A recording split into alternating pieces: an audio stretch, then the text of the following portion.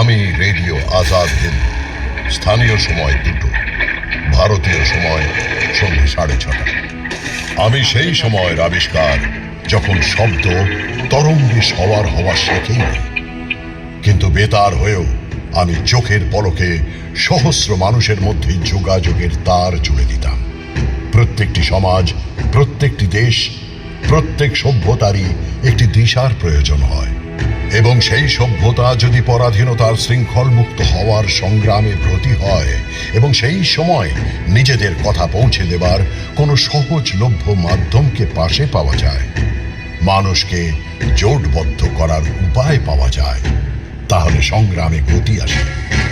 সেই সময় আমি এই কাজটাই করছিলাম। আমি সুভাষ বলছি। আরে, এ তো সুভাষচন্দ্র বসু। কোত্থেকে বলছেন? নেতাজি রেডিওতে বলছেন। কোথায় আছেন উনি? দেশ থেকে অনেক দূরে, কে জানে কোথায় আছেন। উনি বলছেনটা কি? আজ আমরা এবং আমাদের মাতৃভূমি বিশ্ব ইতিহাসের এক সন্ধিক্ষণে এসে দাঁড়িয়েছি। আজ আমি সমস্ত স্বাধীনতাকামী ভারতবাসীকে আহ্বান জানাচ্ছি, ব্রিটিশ শাসনের বিরুদ্ধে সর্বশক্তি দিয়ে ততক্ষণ অবধি আপনারা লড়াই করুন যতক্ষণ না আমাদের মাতৃভূমি স্বাধীন হয়। জয় হিন্দ। 1939 বিশ্ব ইতিহাসে এমন এক রক্তক্ষয়ী যুদ্ধের সূচনার সাল, যে যুদ্ধ বিনাশের নতুন পরিভাষা করে দিল। পরাধীন ভারতবাসী স্বাধীনতার জন্য সংগ্রামে ঝাঁপিয়ে পড়েছে। ভাইসরয় ফরমান দিলেন, বিশ্বযুদ্ধ চলা অবধি ভারতীয়রা যেন নিজেদের স্বাধীনতা নিয়ে কথা না বলে। ফরমানের বিরোধিতায় ভারতের পরগনা পরগনায় কংগ্রেস সরকার ইস্তফা দেওয়া শুরু করল। সুভাষচন্দ্র বসু কংগ্রেস ছাড়ার পর নিজের সংগঠনকে মজবুত করার কাজে ব্যস্ত ছিলেন। তার মত ছিল ভিন্ন। স্বাধীনতা অর্জনের জন্য এখন কঠোর সিদ্ধান্ত নিতেই হবে। অহিংসা খুবই পবিত্র নীতি, কার্যকরীও বটে, কিন্তু যখন তাতে কাজ হয় না তখন অন্য রাস্তা খুঁজতেই হয়। ভারতের জন্য এ এক সুবর্ণ সুযোগ। ব্রিটিশ শাসনের সাথে আর কোনো সমঝোতা নয়।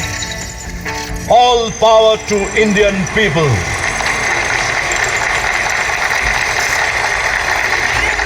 সুভাষচন্দ্র বসুকে গ্রেফতার করে আবার জেলে বন্দী করা হল। সুভাষের পক্ষে লড়াই করা ক্রমশ কঠিন হয়ে উঠছিল। ব্রিটিশ সরকার কখনো তাকে জেলে পাঠাতো, কখনো বিদেশে নির্বাসিত করত, কখনো বা নজরবন্দি করত। মাতৃভূমির মুক্তিই ছিল সুভাষের একমাত্র লক্ষ্য। তিনি জেলে বসেই পরিকল্পনা করতে লাগলেন কিভাবে দেশের বাইরে গিয়ে দেশের স্বাধীনতা আন্দোলনে গতি আনা যায়। এটাই সঠিক সময়। রাষ্ট্রের লড়াই আমায় এইবার আন্তর্জাতিক রাজনীতির ক্ষেত্রে প্রবেশ করে লড়তে হবে। যেভাবেই হোক আমায় জেল থেকে বেরোতেই হবে। হ্যাঁ, আমি আমরণ অনশন করব। জেলের বাইরে আসতে অহিংসার এই অস্ত্রটি খুবই কাজে লাগলো। তিনি মুক্তি পেলেন বটে, কিন্তু বাড়িতে নজরবন্দি হয়ে গেলেন। ইউরোপে বিপুল সংখ্যায় যুদ্ধবন্দীরা শরণার্থী হয়ে রয়েছেন। কোনোভাবে তাদের একত্রিত করতে পারলে ব্রিটিশ সরকারের বিরুদ্ধে এক বিপুল শক্তি নিয়ে ঝাঁপ দেওয়া যেতে পারে।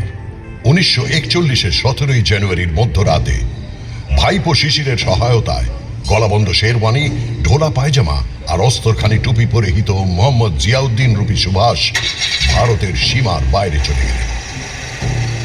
আকবর শাহ নামে এক ব্যক্তি কাবুল অবধি পৌঁছতে সাহায্য করলেন। তারপরে দীর্ঘ যাত্রা পথ অদম্য উদ্যমে তিনি একাই পাড়ি দিলেন। সুভাষ নানান ছদ্মবেশে সবার চোখে ধুলো দিয়ে কোন রকমে বার্লিন অবধি পৌঁছে গেলেন। যে মাটিতে সুভাষ জন্ম নিয়েছিলেন সেই মাটির মুক্তির জন্য তাকে দেশের মাটি থেকে দূরে চলে যেতে হবে। আমার দেশের মাটি তোমার পরে। 1897 সালের 23শে জানুয়ারি, যে বছর মহারানী ভিক্টোরিয়ার রাজত্বের সুবর্ণ জয়ন্তী পালিত হচ্ছিল, সেই বছরেই তৎকালীন ভারতের বেঙ্গল প্রেসিডেন্সির কটক শহরে জন্ম নেন সুভাষ। কালক্রমে যিনি হবেন এই ভিক্টোরিয়ার শাসনের বিরুদ্ধে লড়াইয়ে ভারতের অন্যতম কাণ্ডারী।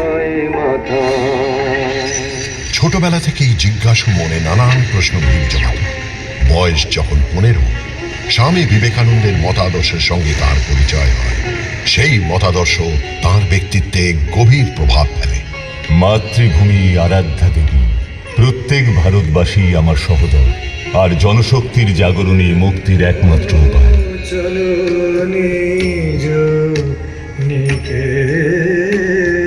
ম্যাট্রিক পাশের পর সুভাষ প্রেসিডেন্সি কলেজে ভর্তি হলেন।